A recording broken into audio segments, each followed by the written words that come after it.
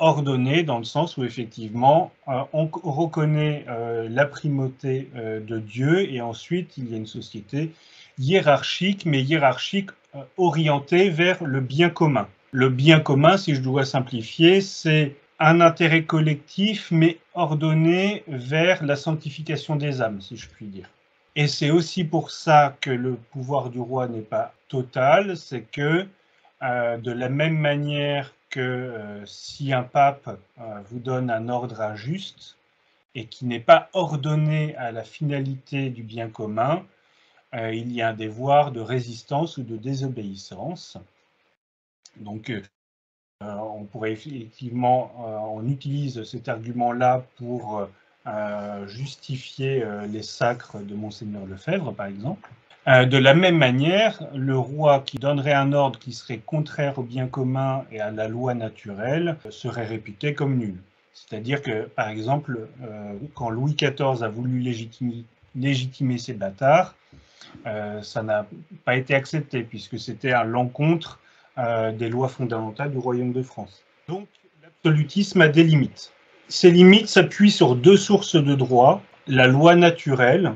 La loi naturelle, pour faire simple, c'est une loi préexistante qui n'a pas besoin d'un législateur pour exister. Pour être plus concret, cette loi-là transpire un peu dans ce qu'on appelle un peu notre conscience ou notre petite voix intérieure. C'est-à-dire que intuitivement, on n'a pas besoin d'un législateur pour nous dire qu'il n'est pas bien d'aller égorger son voisin. Instinctivement, on se dit qu'on risque de commettre quelque chose de pas chouette en faisant ça. De la même manière que subtiliser le fruit du travail de quelqu'un, intuitivement, on se rend compte qu'il y a une injustice dans ces agissements-là. La loi naturelle, c'est ça. La loi naturelle s'oppose au droit positif. Le droit positif, c'est le législateur qui, à un instant T, détermine ce qui est juste, là où les tenants du jus naturalisme, les tenants de la loi naturelle, du droit naturel, eux vont chercher à déterminer ce qui est juste. Et donc la loi naturelle, effectivement, donc c'est un cadre, on va dire, exogène à l'homme, qui ne dépend pas de l'appréciation de l'homme, mais de sa sagesse et de sa recherche sincère de la justice. Et donc la loi naturelle est une source du droit pour la monarchie capétienne traditionnelle. Le deuxième pilier, la deuxième source du droit royal français est la coutume. On parle bien donc de droit coutumier. Et c'est à la fois sur la loi naturelle et sur le droit naturel et le droit coutumier que vont par exemple s'appuyer les lois fondamentales du Royaume de France. Donc je reboucle enfin avec, on va dire, le thème de la petite intervention, qui est donc que le principe de subsidiarité est un corollaire de la loi naturelle. Donc c'est l'occasion pour moi de clarifier ce que j'entends par principe de subsidiarité, même si je dis j'entends, mais ce n'est pas moi qui l'ai inventé, je ne fais que retransférer un savoir acquis. Le principe de subsidiarité, si je veux faire simple, c'est le principe qui fait qu'il y a une autonomie dans les décisions ou dans les libertés, c'est-à-dire que chaque décision doit être prise au plus bas niveau compétent pour pouvoir prendre la décision. Pour revenir à une position concrète, on va prendre l'Union européenne. L'Union européenne se gargarise de principe de subsidiarité, sauf qu'effectivement, quand on regarde de plus près, on peut se poser certaines questions. Le principe de subsidiarité, est-ce que c'est de décider à Bruxelles de la manière dont les producteurs de Saint-Nectaire doivent produire leur fromage et dans quelles conditions ils doivent les vendre? Là, on peut effectivement se dire que c'est le contre-exemple du principe de subsidiarité. Le principe de subsidiarité, c'est laisser les producteurs de Saint-Nectaire entre eux, déterminer comment ils font leurs produits, comment ils gèrent leur appellation, et l'État n'a pas à foutre son nez là-dedans, si je puis dire. Voilà. Le seul moment où l'État pourrait intervenir légitimement, c'est si jamais, effectivement, ils se mettent à vendre des produits toxiques pour la santé. Donc, le principe de subsidiarité, c'est effectivement laisser les producteurs déterminer ensemble comment ils souhaitent concevoir leurs produits. Et donc, dans l'Ancien Régime, on pouvait retrouver ça avec le système des corporations. Donc, le principe de subsidiarité, c'est à la fois laisser au plus bas niveau compétent prendre les décisions qui lui reviennent, mais également lui donner les moyens de prendre ces décisions. Si par exemple l'État reconnaît plutôt à des communes le droit d'agir sur tel ou tel domaine de politique locale, mais qui en même temps interdit cette commune de pouvoir, par exemple, financer ces mesures-là, il y a évidemment une injustice, et cette injustice-là, en fait, c'est au nom de ce principe de subsidiarité. Donc le principe de subsidiarité, c'est le plus bas niveau compétent, et on laisse au plus bas niveau compétent les moyens de pouvoir exercer ces prérogatives-là. Et donc la société d'Ancien Régime s'appuyait sur ce principe-là, sans forcément le nommer à cette époque-là, mais c'est aussi pour ça qu'évidemment, on retrouvait les corporations, des grosses autonomies au niveau des communes, des provinces qui avaient leur petite vie, leurs propres coutumes, etc.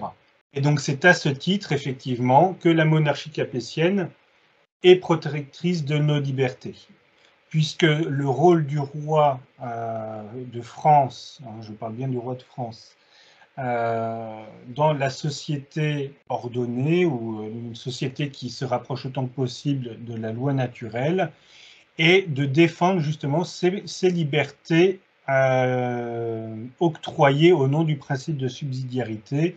Et quelque part, le rôle du roi est simplement d'intervenir si jamais effectivement une strate supérieure s'octroie des prérogatives qui ne lui reviennent pas.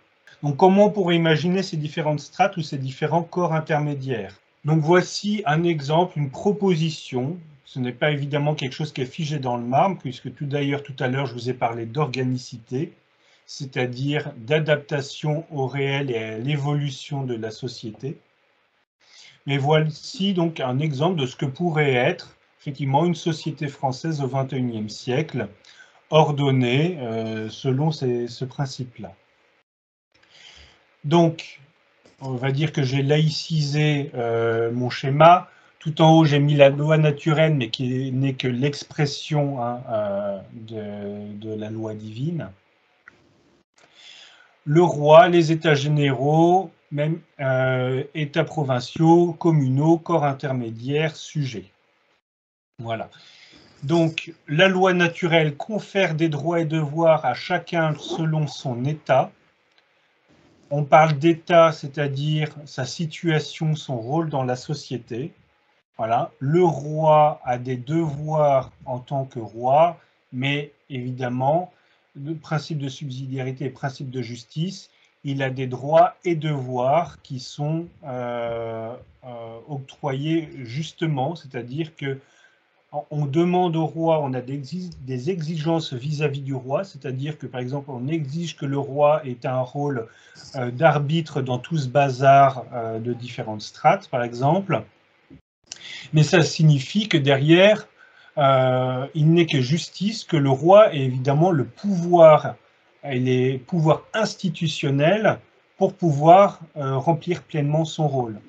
Et c'est là où on constate que, effectivement, nos monarchies européennes contemporaines sont gravement injustes par rapport aux souverains ou par rapport aux monarques. C'est-à-dire qu'effectivement, on leur donne des pouvoirs symboliques, des prérogatives symboliques, et on a des attentes, les habitants de ces pays ont des attentes particulières par rapport à leurs souverains, mais en même temps, ces souverains-là, en fait, n'ont pas les moyens institutionnels de pouvoir pleinement exercer leurs devoirs et les attentes, remplir les attentes que les habitants peuvent avoir vis-à-vis d'eux.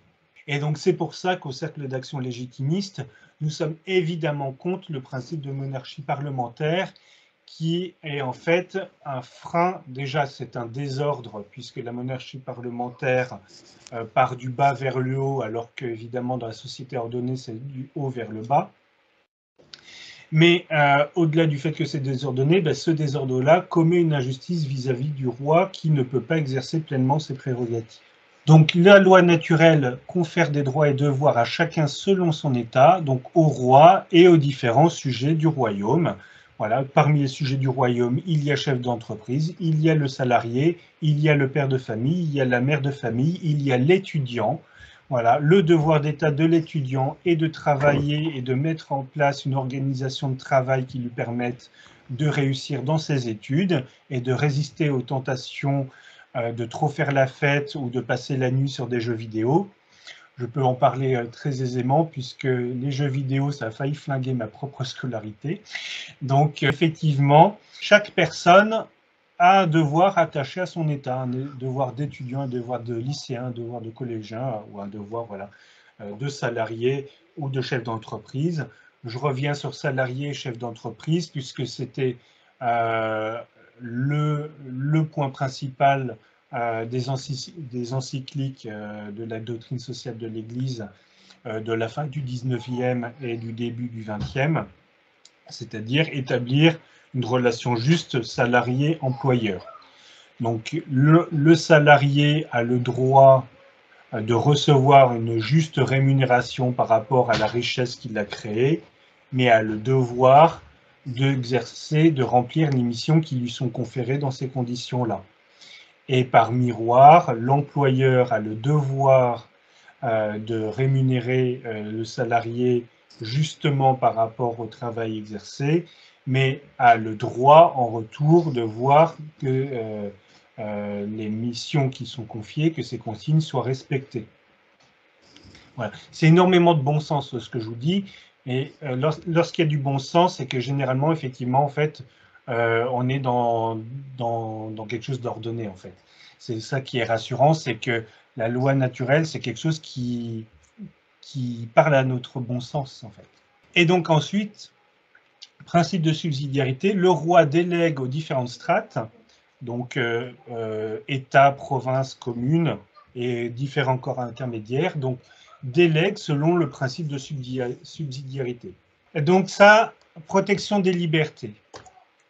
Et donc, ce qui est fondamental pour nous, c'est de réussir, nous, intellectuellement, à sortir du logiciel jacobin pour réussir à penser l'après. Là, par exemple, ce que je vous ai dit, c'est quelque chose qui ressemble à la fois, on va retrouver voilà, les régions, les départements, etc. Mais il est important de réussir à sortir de certains automatismes qu'on nous a inculqués plus ou moins consciemment. Dans certains automatismes, il y a le fait que systématiquement, aujourd'hui, par exemple, on le réflexe de dire il faut que l'État légifère là-dessus, que fait l'État sur tel ou tel sujet. Il faut réussir à sortir du fait qu'effectivement, ce ne sera pas forcément à l'État de tout régenter, de régenter tous les aspects de notre vie et de retrouver cette relation, enfin le fait que nous sommes des adultes avec des responsabilités et qu'il convient donc de se saisir d'un certain degré d'autonomie. Et lorsque l'on doit penser la société d'après, effectivement, c'est de réfléchir à qu'est-ce que la démocratie, quelle doit être l'articulation entre liberté et autonomie. La démocratie, est-ce que c'est compatible ou pas avec un ordre social sain, capétien au XXIe siècle? Alors moi j'ai une réponse, hein, mais je ne souhaite pas vous obliger à penser comme moi. Mais on va dire que, par exemple, pour l'aspect de la démocratie, il y a deux aspects. Il y a l'aspect au sens propre étymologique du terme, où démocratie est évidemment intrinsèquement opposée au principe de la monarchie capétienne, puisque la démocratie, c'est le pouvoir du peuple, donc c'est-à-dire c'est une verticalité qui part du bas. Là où la monarchie capétienne traditionnelle, comme on l'a vu ensemble, est une verticalité qui part du haut.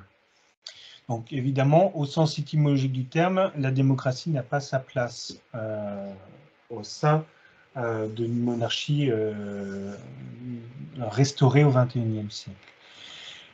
Toutefois, la démocratie a un sens, on va dire, plus atténué, qui peut être effectivement un mode d'expression des libertés et des autonomies locales. Et c'est pour ça que dans certains milieux royalistes et légitimistes, on peut entendre parler de démocratie locale.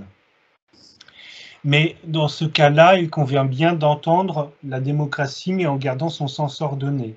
C'est-à-dire, si on revient au schéma précédent, c'est le roi qui délègue selon le principe de subsidiarité. Et effectivement, au sein des communes, on peut décider que l'expression de cette délégation est le suffrage à l'échelle de la commune. Et auquel cas, effectivement, on peut comprendre pourquoi on votait énormément sous l'Ancien Régime. Déjà, on peut se rappeler qu'on votait énormément sous l'Ancien Régime et on comprend pourquoi et comment le vote, quel était le sens du vote dans l'Ancien Régime. Voilà. C'est-à-dire qu'effectivement, ce sont des organisations coutumières qui ont été décidées peut-être positivement à un moment donné. Effectivement, on a décidé qu'à cette strate-là, c'était plus efficace, ou il était pertinent plutôt, voilà, de voter. Voilà, on estime qu'à l'échelle de la commune, les personnes savent à peu près où ils vivent et savent à peu près du coup de quoi ils parlent.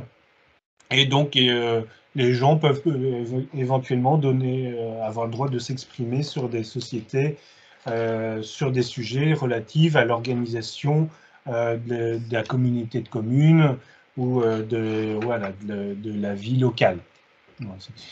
Et de la même manière qu'effectivement, au sein des corporations, il y avait effectivement une certaine expression qui pouvait être laissée aux membres de la corporation, puisqu'on a affaire à des experts, à des personnes qui partagent des mêmes professions, un même secteur d'activité, un même quotidien.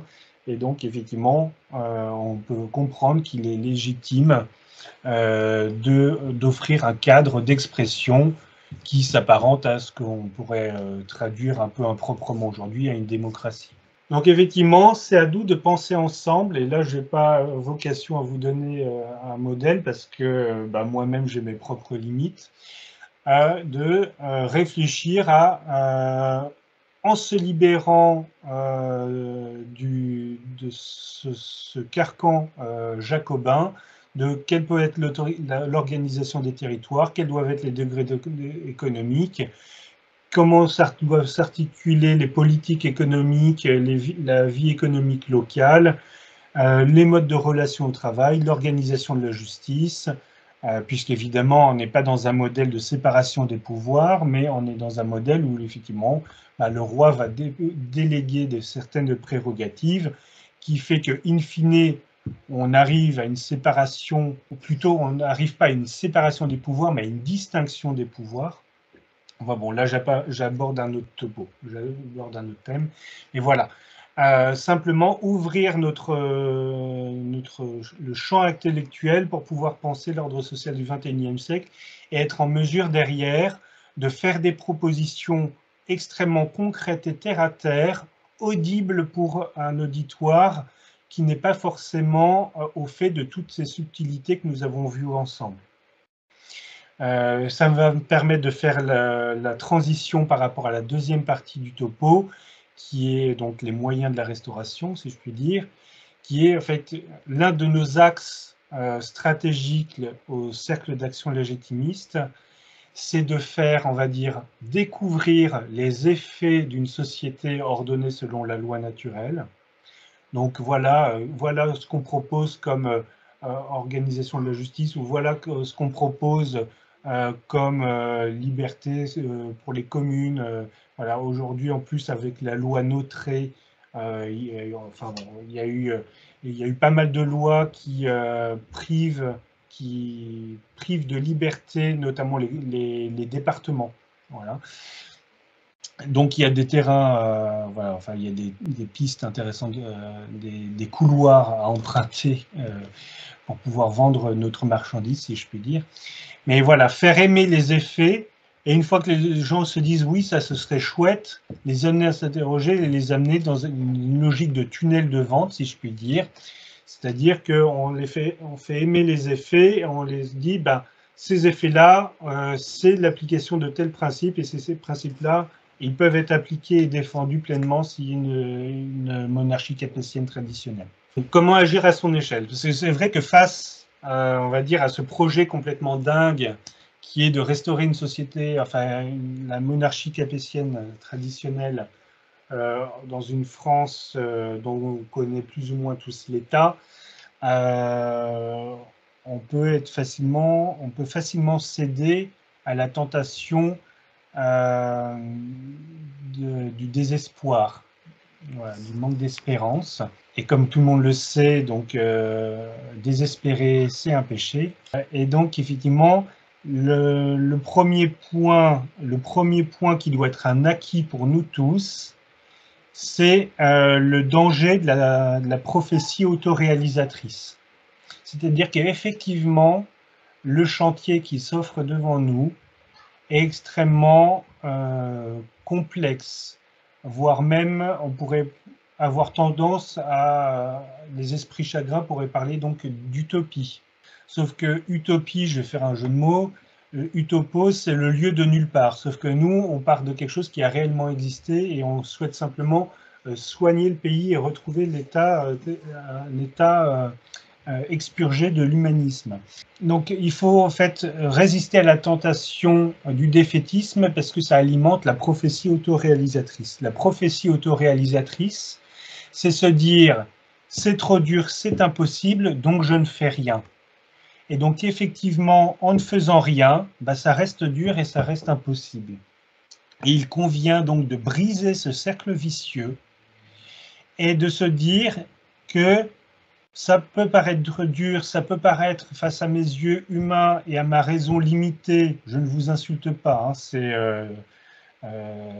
c'est théologique ce que je vous dis, hein, notre raison a une fin, elle est limitée, donc je m'inclus là-dedans évidemment.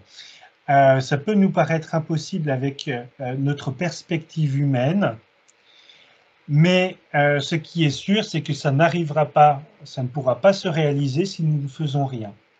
Et donc c'est à nous, c'est notre devoir de nous forcer à agir et de résister à la tentation de la désespérance, de se dire, de résister à la tentation du à quoi bon, parce que c'est par notre action, l'action est indispensable à la réaction et donc à l'avancée du projet. Voilà. Donc moi, ce que simplement je veux vous dire, c'est que si on n'agit pas ensemble, évidemment, il ne se passera rien. Tandis que si on veut ouvrir la possibilité à ce que ça arrive, il faut à minima se convaincre qu'il faut agir. Voilà. Donc ça, c'est le premier point qui est le plus crucial pour des combattants d'une cause désespérée comme la nôtre, si je puis dire. Que pouvons-nous faire individuellement, concrètement, chacun de son côté, dans un premier temps? Dans un premier temps, donc, on va aborder les 3 dimensions de l'homme. Alors, je ne sais pas si c'est théologiquement juste ce que je vais vous dire, mais on va dire 3 piliers de l'homme. Et enfin, concrètement, comment ça se manifeste. Voilà, donc développer ses talents propres, donc ça, normalement, c'est réglo. Et les 3 dimensions de l'homme, donc physique, intellectuel, spirituel. Donc nous sommes un corps physique, nous sommes un être doué de raison et nous avons une âme. Et donc, chacun de nous se doit de travailler à se développer sur chacune de ces 3 dimensions, chacun selon ses talents propres et donc ses prédispositions, si je puis dire. Je ne sais pas si on est que entre catholiques, mais pêche gravement la personne qui a un talent particulier, mais qui ne l'exploite pas et ne le développe pas. Et pourquoi je regretterais ça en tant que responsable d'un mouvement d'action politique? c'est-à-dire que vous privez la cause de l'exploitation pleine de vos talents. Voilà, je n'ai pas peur de dire que j'aspire à exploiter vos talents en vue d'arriver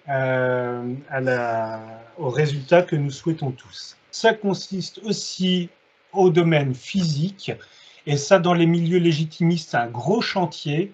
Voilà, chez les orléanistes, ça c'est un gros pilier de leur côté. On va débrancher le cerveau et on va casser la gueule à du gauchiste. Donc effectivement, l'aspect du courage physique, il faut le reconnaître, c'est quelque chose qui est développé chez eux et parmi d'autres mouvements, et donc y compris chez les antifas qui ont un certain courage physique, même s'ils ne le l'ont que lorsqu'ils sont 50. Mais effectivement, il est de notre devoir aussi à nous, légitimistes, d'adopter un courage physique, parce que le courage physique, c'est quoi? C'est par exemple lorsqu'il y aura à nouveau des ronds-points, etc. C'est avoir le courage, le cran de physiquement se déplacer et de se confronter aux personnes des ronds-points pour pouvoir leur expliquer qu'il existe une alternative et qu'il est possible de briser cette matrice républicaine. Et donc c'est par le développement de cette force physique que vous allez pouvoir travailler sur votre estime, sur la confiance en soi et derrière votre affirmation de soi. Donc ça, c'est un pilier à ne pas mépriser. Et j'insiste là-dessus parce que dans les piliers légitimistes, on a beaucoup moins de mal avec les deux autres piliers, intellectuel et spirituel. Et on a parfois tendance à mépriser ce pilier-là. Mais nous ne sommes pas que des êtres éthérés et des purs esprits. La restauration de la monarchie, même si ce ne passe pas par un putsch ou un coup d'État physique, par la violence ou armée, ne pourra pas se faire, évidemment, si nous-mêmes, on ne se sort pas les doigts et qu'on ne se confronte pas au réel et aux vrais gens. Et pour ça, il faut effectivement être capable de sortir de son salon.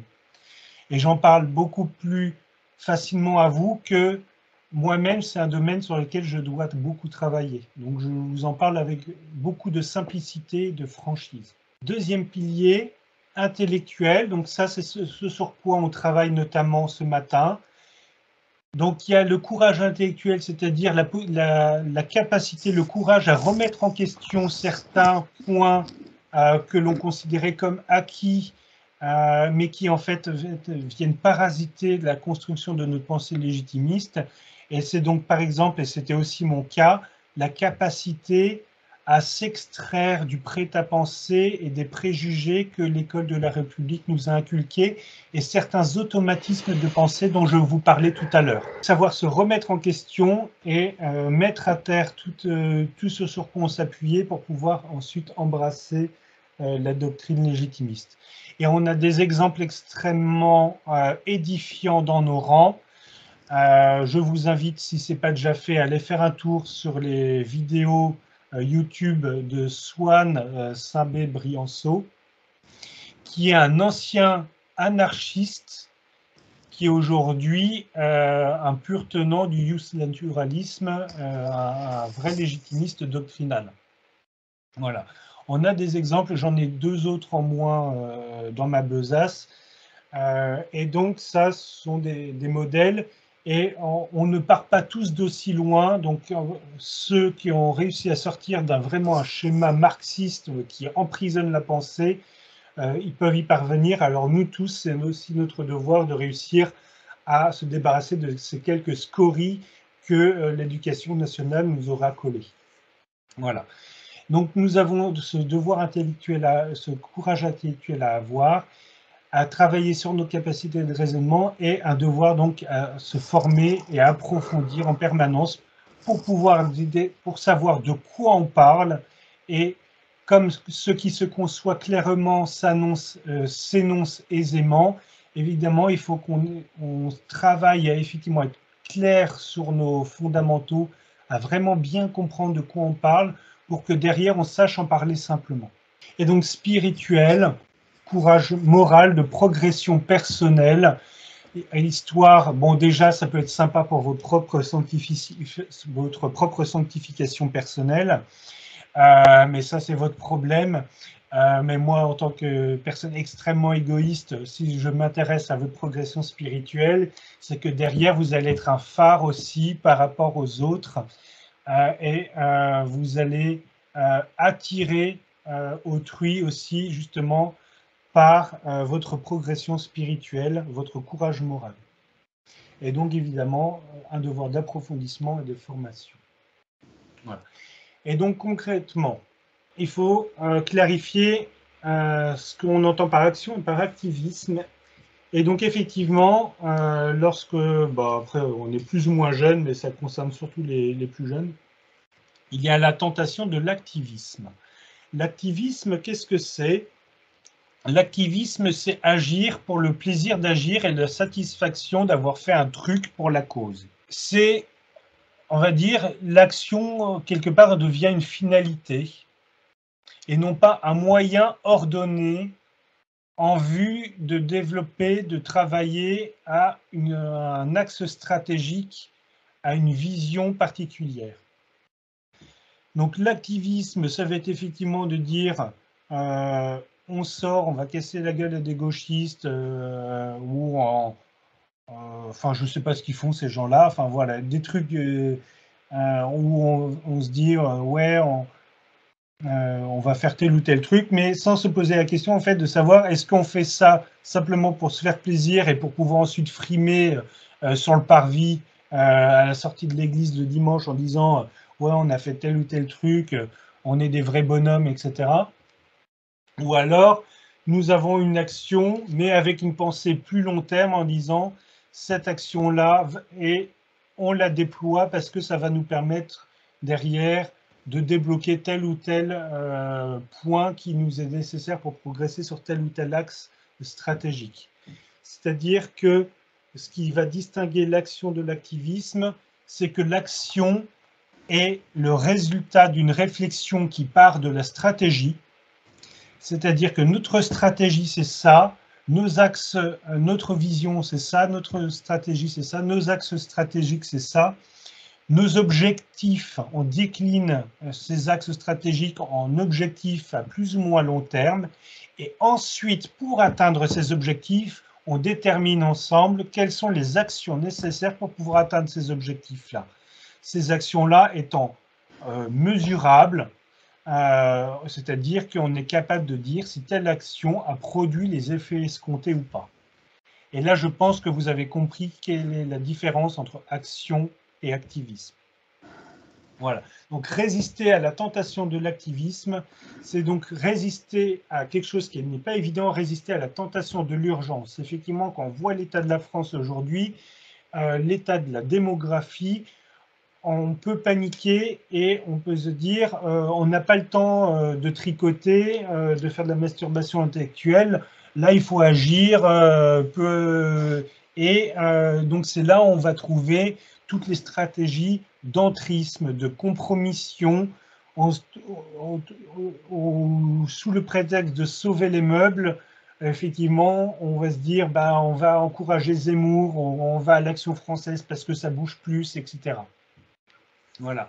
Le problème, c'est que effectivement, on pédale dans la semoule et on n'avance pas beaucoup en fait de cette manière-là.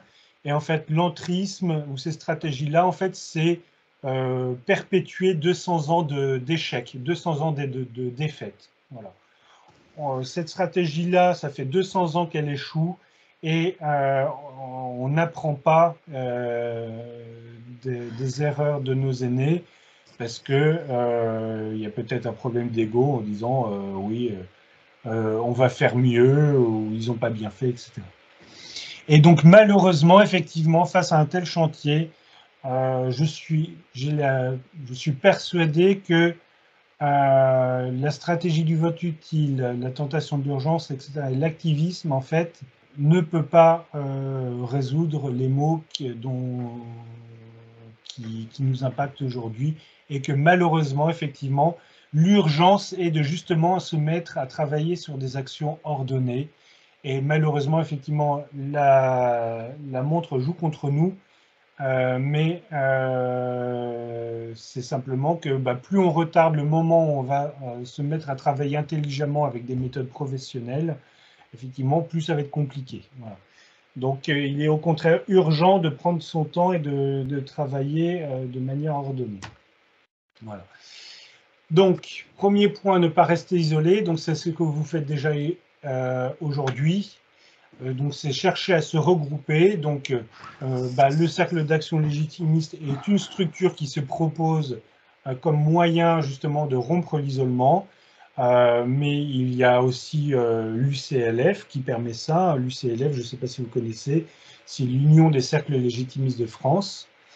Voilà, qui est aussi une structure qui doctrinalement est extrêmement solide. Voilà. Deuxième point, donc se former pour agir efficacement, c'est-à-dire que effectivement, comment déterminer si ce que l'on fait est intelligent ou pas, il faut savoir déjà effectivement ce qu'on fait et pourquoi on le fait. Et donc, il faut, pour pouvoir mettre en perspective ces actions, il faut effectivement avoir un socle doctrinal solide. Je ne vous dis pas de devenir docteur en sciences légitimistes, mais effectivement, être solide sur les fondamentaux est indispensable pour pouvoir agir efficacement. Voilà. Donc, intégrer des groupes de travail, c'est par exemple chacun selon son charisme propre. Donc, il y a des personnes effectivement qui vont avoir plus le volet courage physique développé. Et effectivement, il va être important de développer des structures locales qui vont avoir une implication locale, et c'est-à-dire effectivement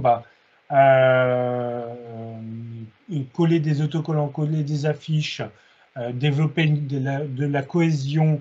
Ça peut être intelligent si ça ne s'arrête pas là, si c'est un moyen et non pas une fin. Et donc, effectivement, c'est intelligent si c'est un moyen, si derrière, de effectivement capter des esprits, capter des jeunes, pour ensuite, derrière, les former et les faire avancer ensuite sur des choses un peu plus profondes. Donc, intégrer des groupes de travail, chacun selon son charisme propre ou sa vocation propre. Donc, il y a des personnes qui vont être plus sur le terrain et donc qui vont avoir le rôle un peu d'émissaire et de contribuer à la visibilité du légitimisme, là où des personnes vont avoir un volet plus intellectuel et donc vont pouvoir travailler sur, par exemple, quel est le mode de relation au travail des entreprises ou réussir à penser le paritarisme syndicat patronal, syndicat de salariés dans une société ordonnée du XXIe siècle, travailler sur ce type de contenu-là pour que derrière, il puisse être décliné en communication, par exemple. Voilà. Et donc des personnes qui vont être effectivement plus fortes sur le volet spirituel, qui vont avoir plutôt charge d'âme et chercher donc à déjà en quelque sorte un garant sur le fait de est-ce que on ne s'éloigne pas trop dans notre soif d'action et d'efficacité et donc et d'aide de progression individuelle chacun, voilà. Et donc c'est aussi pour ça que, notamment que les clercs ont tout à fait leur place dans un mouvement politique au nom de ce troisième pilier-là. Voilà. Chacun doit agir dans sa sphère propre. Voilà. De la même manière, il est parfois mal vu que des prêtres s'investissent trop dans la politique politicienne, et de la même manière que des laïcs n'ont pas trop à se mêler de la vie des clercs, de ce qui se passe dans l'Église. Il y a énormément de bazar là-dedans, mais il y a un moment donné, effectivement, où le laïc doit reconnaître que ça, ce sont des affaires de curé. Vous me passerez l'expression si vous me le permettez. Et qu'effectivement, tout ce que nous, on a à faire, c'est soutenir moralement les personnes qui travaillent à la contre-révolution dans l'Église. Voilà. Les laïcs n'ont pas à agir concrètement dans la contre-révolution dans l'Église, mais ils peuvent soutenir les clercs qui travaillent à cette contre-révolution dans l'Église. Et de la même manière, donc les laïcs, eux, travaillent à la contre-révolution politique, et donc on le soutien des clercs contre-révolutionnaires. Voilà. Donc, concrètement, donc c'est effectivement aussi donc s'investir dans le tissu associatif local. On n'a pas le temps d'en parler, mais voilà, il est aussi entendable de s'investir dans les conseils municipaux, etc. parce que tout en ayant une logique ordonnée. Voilà. Et dernier point, donner, c'est-à-dire que si vous n'avez pas le temps, on prend des sous, on prendra vos sous que vous produisez parce que vous n'avez pas le temps, et nous, on saura les utiliser pour alimenter la communication, monter des projets. Voilà. Je vous remercie pour ce silence et cette attention religieuse.